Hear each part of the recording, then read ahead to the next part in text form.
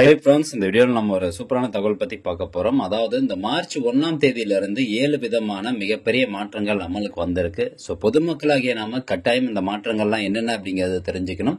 So வீடியோவை skip பண்ணாமல் அப்படியே இந்த வரைக்கும் பார்த்துட்டு நிறைய பேருக்கு இந்த தகவலை ஷேர் பண்ணி விடுங்க.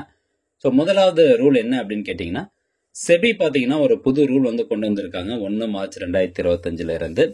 அதாவது இப்போ நீங்க ஒரு மியூச்சுவல் ஃபண்ட் அக்கௌண்ட்டோ அல்லது ஒரு டிமேட் அக்கௌண்ட்டோ வச்சிருக்கீங்க, ஷேர் மார்க்கெட்ல வந்து முதலீடு பண்றீங்க, ஒரு மியூச்சுவல் ஃபண்ட் அக்கௌண்ட்டோ அல்லது டிமேட் அக்கௌண்ட்டோ வச்சிருக்கீங்க அப்படின்னா அந்த அக்கௌண்ட்ஸ்ல நாமினியை வந்து ஆட் பண்ணுவோம் பாத்தீங்களா. அந்த நாமினேஷன் ப்ரொசீஜர் பாத்தீங்கன்னா கொஞ்சம் மாத்தி அமைச்சிருக்கிறாங்க. அதுல வந்து நிறைய ரூல்ஸ் வந்து கொண்டு வந்திருக்காங்க. அந்த ரூல்ஸ் எல்லாமே மார்ச் 1, 2025 இருந்து அமலுக்கு வருது. என்னென்ன ரூல்ஸ் அப்படின்னு கேட்டுக்கோங்க. ஸோ ஃபர்ஸ்ட் ஒன் பாத்தீங்கன்னா, investors can now nominate up to 10 individuals அப்படின்னு சொல்லியிருக்காங்க. இப்போ நீங்க ஒரு ஷேர் மார்க்கெட்ல அக்கௌண்ட் வச்சிருக்கீங்க, whether it is mutual fund R demat account, நீங்க வந்து 10 நபருக்கு மேல, அதாவது அப் டு 10 நபர் வரைக்கும் நீங்க நாமினியா ஆட் பண்ணிக்கலாம். ஸோ ஒய்ஃப் பேரு, பையன் பேரு, அப்பா பேரு, அம்மா பேரு, எல்லா பேர்லயும் வந்து பாத்தீங்கன்னா நீங்க நாமினியா ஆட் பண்ணி வச்சுக்கலாம். அதே மாதிரி பாத்தீங்கன்னா சிங்கிள் அக்கௌண்ட் ஹோல்டரா இருக்காங்க அப்படின்னா கட்டாயமா வந்து மேண்டட்டரியா ஒரு நாமினி வந்து கட்டாயமா ஆட் பண்ணணும் அப்படிங்கறத சொல்லியிருக்காங்க. எதுக்குன்னு பாத்தீங்கன்னா அன்கிளைம்டு அசெட்டை வந்து ப்ரிவென்ட் பண்றதுக்காக. அதாவது இப்போ இறந்துட்டோம் அப்படின்னா எதிர்பாராதமா நம்ம இறந்துட்டோம்னா நம்மளுடைய பணம் வந்து அவங்க கிட்டே தான் இருக்கும். இதுவே நாமினி ஆட் பண்ணி வச்சிருந்தீங்கன்னா அந்த நாமினிக்கு வந்து அந்த பணத்தை ஷேர் பண்ணிடுவாங்க அப்படிங்கிறதுனால தான். அதே மாதிரி இன்வெஸ்டர்ஸ் வந்து இதுக்கப்புறம் டீடைல்டு நாமினி இன்ஃபர்மேஷன் வந்து கொடுக்கணும். இப்போ நீங்க ஒய்ஃப் பேர் வந்து ஆட் பண்ண போறீங்க அப்படின்னா அவங்களுடைய பேன் கார்டா இருக்கட்டும், ஆதார் கார்டா இருக்கட்டும், அதே மாதிரி அல்லது ஓட்டர் ஐடி கார்டு அல்லது டிரைவிங் லைசன்ஸ் நம்பர், எதுனா ஒரு ப்ரூஃப் வந்து கட்டாயமா கொடுக்கணும் அப்படிங்கறத சொல்லியிருக்காங்க. இதுவே ஜாயிண்ட் அக்கௌண்டா இருக்கும் பட்சத்துல அசெட் வந்து பாத்தீங்கன்னா ஆட்டோமேட்டிக்காவே ஜாயிண்ட் அக்கௌண்டா இருக்காங்க பாத்தீங்களா. ஸோ 2 பேர்ல ஒரு நபருக்கு ஏதாவது ஒன்று ஆயிருச்சு அப்படின்னா ரெண்டாவது இருக்கக்கூடிய நபருக்கு ஆட்டோமேட்டிக்காவே டிரான்ஸ்பர் ஆயிரும் அப்படிங்கிறத சொல்லியிருக்காங்க. இந்த விதிமுறை 1 மார்ச் 2025 இருந்து அமலுக்கு வருது. அண்ட் ரெண்டாவதா பிக்சட் டெபாசிட்ல பாத்தீங்கன்னா ஒரு சில பேங்குகள்ல அந்த அட்டிக்கான இன்ட்ரெஸ்ட் ரேட் கொஞ்சமா ஒரு கணிசமா வந்து ரிவைஸ் பண்ணியிருக்காங்க. ஸோ நீங்க உங்களுக்கு வந்து எந்த பேங்க்ல அக்கௌண்ட் இருக்கோ அந்த பேங்க்னுடைய எஃப்டி இன்ட்ரெஸ்ட் ரேட் வந்து செக் பண்ணி பார்த்துக்கோங்க, ஏறி இருக்கா இறங்கி இருக்கா அப்படின்னு. அண்ட் மூணாவதா வந்து பாத்தீங்கன்னா யூபிஐனுடைய பேமெண்ட் ரூல்ஸ் வந்து சேஞ்ச் பண்ணியிருக்காங்க. பர்டிகுலரா இன்சூரன்ஸ் பிரீமியம் கட்டுறோம் பாத்தீங்களா. ஸோ அதுக்கு மட்டும் தான் யூபிஐனுடைய பேமெண்ட் ரூல்ஸ் வந்து சேஞ்ச் பண்ணியிருக்காங்க. அதுவும் மார்ச் 1, 2025 இருந்து தான் அமலுக்கு வந்திருக்குது. ஸோ என்ன அப்படின்னு கேட்டீங்கன்னா, இனிமேல் யூபிஐ ஐடி பயன்படுத்திய இன்சூரன்ஸினுடைய பிரீமியத்தை பீமா ஏஎஸ்பிஏ ஃபெசிலிட்டி பயன்படுத்தி நம்ம செலுத்திக்கலாம் அப்படின்னு சொல்லியிருக்கிறாங்க. அதாவது எப்படி நடக்கும் அப்படின்னு கேட்டீங்கன்னா, இப்போ நீங்க ஷேர் மார்க்கெட்ல இருந்தீங்கன்னா உங்களுக்கு தெரிஞ்சிருக்கும், ஐபிஓ வந்து வாங்கியிருந்தீங்கன்னா உங்களுக்கு தெரிஞ்சிருக்கும்.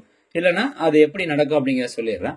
அதாவது பர்டிகுலரா இப்போ ஒரு இன்சூரன்ஸ்க்கான பிரீமியம் நீங்க வருஷத்துக்கு ஒரு 10,000 ரூபாய் கட்டுறீங்கன்னு வச்சுக்கலாம். அந்த 10,000 ரூபாயை நீங்க வந்து லாக் பண்ணி வச்சுக்கலாம். பேங்க் தரப்புல இருந்து உங்களுடைய அக்கௌண்ட்ல யூபிஐ பயன்படுத்தி லாக் பண்ணி வச்சுக்கலாம். லாக் பண்ணி வச்சுட்டு கரெக்டா வந்து எந்த டியூ டேட் வருதோ ஆட்டோமேட்டிக்கா யூபிஐ ஐடி மூலமா அந்த பணம் அந்த அக்கௌண்ட்டுக்கு பிரீமியம்க்கு வந்து போய் சேர்ந்துடும். யார் வந்து அந்த அக்கௌண்ட்டை மெயின்டைன் பண்றாங்களோ பாலிசி ஹோல்டரோ அவங்களுக்கு வந்து போய் சேர்ந்துடும். இன்கேஸ் உங்களுடைய பாலிசியில் ஏதாவது பிரச்சனை இருக்குது, அந்த பேமெண்ட் வந்து ரிஜெக்ட் பண்றாங்க அப்படிங்கிற பட்சத்துல அந்த 10,000 ரூபாய் அமௌண்ட் உங்களுடைய பேங்க் அக்கௌண்ட்டுக்கு வந்துடும் அப்படிங்கிறது தான் இந்த யூபிஐ பேமெண்ட் ரூல்ஸ் வந்து கொண்டு வந்திருக்காங்க. ஸோ வேற ஒன்றும் கிடையாது. நாலாவதா வந்து பாத்தீங்கன்னா இபிஎஃப்ஓல யுஏஎன் நம்பர் ஆக்டிவேஷன் பண்றதுக்கான கடைசி தேதி பாத்தீங்கன்னா 15/3/2025 வந்து சொல்லியிருக்காங்க. ஸோ கண்டிப்பா வந்து எல்லாருமே யுஏஎன் நம்பரை உங்களுடைய ஆதார் கார்டு பேஸ் பண்ணி ஆக்டிவேஷன் பண்ணி வச்சுக்கணும் அப்படிங்கறதான் சொல்லப்பட்டிருக்குது.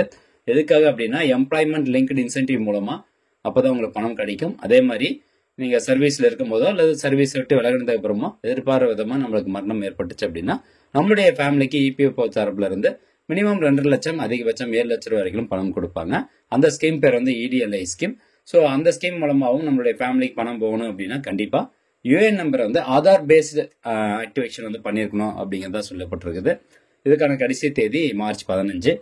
அண்ட் பேங்க் லீவ் இந்த மார்ச் மாசத்தை பொறுத்த வரைக்கும் 14 நாள் லீவ் அப்படின்னு சொல்லியிருக்காங்க இல்லையா. ஸோ அது வந்து உண்மையாலுமே 14 நாள் அப்படின்னு கேட்டீங்கன்னா பேங்க் தரப்புல இருந்து என்ன சொல்லியிருக்காங்கன்னா, இந்த மார்ச் 7, 13, 14, 15, 22, 27, 28, 31. ஸோ இது வந்து எல்லா ஸ்டேட்டுக்குமே லீவா அப்படிங்கறது வந்து சொல்ல. ஆனா பொதுவாக வந்து சொல்லப்பட்டிருக்குது இந்த நாட்கள்லாம் வந்து, ஏன்னா இயர் ரெண்டு வருது இல்லைங்களா. ஸோ அதனால இந்த நாட்கள்லாம் பேங்க் வந்து லீவா இருக்கும். கஸ்டமர்ஸ்க்கு வந்து கஸ்டமர்ஸுடைய ஒர்க் பார்க்காம பேங்க்குடைய ஒர்க் வந்து பார்ப்போம் அப்படிங்கிற மாதிரி வந்து சொல்லியிருந்தாங்க. பட் தமிழ்நாட்டுக்கு வந்து எந்தெந்த டேட் அப்படிங்கிறது சொல்லப்படல, பொதுவாக தான் சொல்லப்பட்டிருக்குது. மற்றபடி பார்த்தீங்கன்னா செகண்ட் சாட்டர்டே 8ஆம் தேதி, அதுக்கப்புறம் 22ஆம் தேதி பேங்க் லீவு, அது மட்டும் இல்லாமல் சண்டே லீவு. ஸோ மொத்தமாக பார்த்தீங்கன்னா 14 லீவு அப்படிங்கிறத சொல்லிட்டு இருக்காங்க. அண்ட் அடுத்ததா எல்பிஜினுடைய கேஸ் சிலிண்டர் பிரைஸ் மாசம் வந்து ரிவைஸ் வந்து பண்ணுவாங்க இல்லைங்களா. ஸோ அந்த வகையில் கடந்த ஆகஸ்ட் மாதத்துலேருந்து இப்போ வரைக்கும் இந்த வீட்டுக்கு யூஸ் பண்ணக்கூடிய அந்த எல்பிஜி கேஸ் சிலிண்டருடைய ப்ரைஸ் வந்து எதுவுமே உயர்த்தவும் இல்லை, குறைக்கவும் இல்லை. மற்றபடி வந்து கமர்ஷியல் சிலிண்டர் இருக்குது பார்த்தீங்களா, ஸோ அதுக்கு மட்டும் 6 ரூபா உயர்த்தியிருக்கிறாங்க. இந்த மார்ச் 1ஆம் தேதியிலிருந்து 31ஆம் தேதி வரைக்கான அந்த ப்ரைஸ் வந்து 6 ரூபா உயர்த்தியிருக்கிறாங்க. ஸோ வீட்டுக்கு வாங்கக்கூடிய கேஸ் சிலிண்டர் ப்ரைஸ் எதுவுமே உயர்த்தலை. அண்ட் கடைசியாக நம்ம பார்க்க போகிறது என்னென்னா, இந்தியன் ரயில்வே டிக்கெட் ரூல்ஸ் வந்து புதுசாக கொண்டு வந்திருக்கிறாங்க. அதில் பல சேஞ்சஸ் வந்து இருக்குது. கண்டிப்பாக வந்து நீங்கள் ட்ரெயினில் போகிறீங்க அப்படின்னா கட்டாயம் தெரிஞ்சுக்கணும்.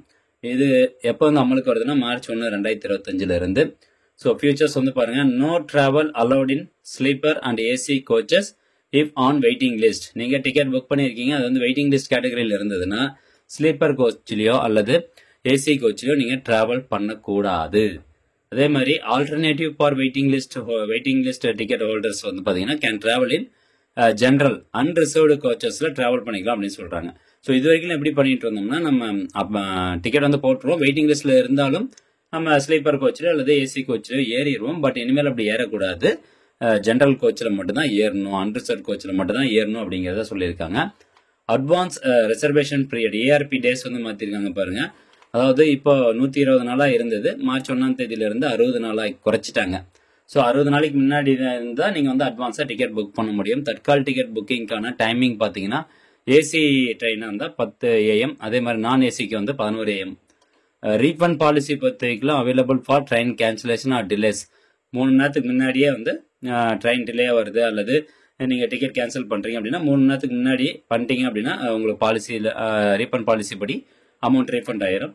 ஏஐ பேஸ்டு சீட் அலோகேஷன் வந்து கொண்டு வந்திருக்காங்க டு இம்ப்ரூவ் கன்ஃபார்ம் டிக்கெட் அவைலபிலிட்டியை கன்ஃபார்ம் பண்ணுறதுக்கு, அதாவது டிக்கெட்னுடைய அவைலபிலிட்டி கன்ஃபார்ம் பண்ணுறதுக்கு ஏஐ பேஸ்டு சீட் அலோகேஷன் அப்படிங்கிற ஒரு நியூ ஃபியூச்சர்ஸ் வந்து கொண்டு வந்திருக்காங்க. Penalty for boarding reserved coaches with WL ticket. WLனா வெயிட்டிங் லிஸ்ட் டிக்கெட் வச்சுக்கிட்டு நீங்கள் வந்து ரிசர்வ்டு கோச்சில் ட்ராவல் பண்ணுறீங்க, ஸ்லீப்பர்லேயோ ஒரு ஏசி கோச்சில் ட்ராவல் பண்ணுறீங்க அப்படின்னா உங்களுக்கு வித்தவுட் ஏ வேலிட் டிக்கெட் அப்படிங்கிற காரணத்தை காட்டி உங்களுக்கு ஃபைன் போடுவோம் அப்படிங்கிறத சொல்லப்பட்டிருக்குது. ஸோ இந்த மாதிரி 7 மேஜர் சேஞ்சஸ் வந்து கொண்டு வந்திருக்காங்க. இந்த சேஞ்சஸ் எல்லாமே மார்ச் 1, 2025 அமலுக்கு வந்திருக்கு. ஸோ கண்டிப்பாக அந்த தகவல் நீங்கள் தெரிஞ்சிருப்பீங்க அப்படின்னு நினைக்கிறேன். முடிஞ்சாலும் நிறைய பேர் ஷேர் பண்ணி விடுங்க. மீண்டும் அடுத்த ஒரு நல்ல பதிவில் சந்திக்கலாம். நன்றி, வணக்கம்.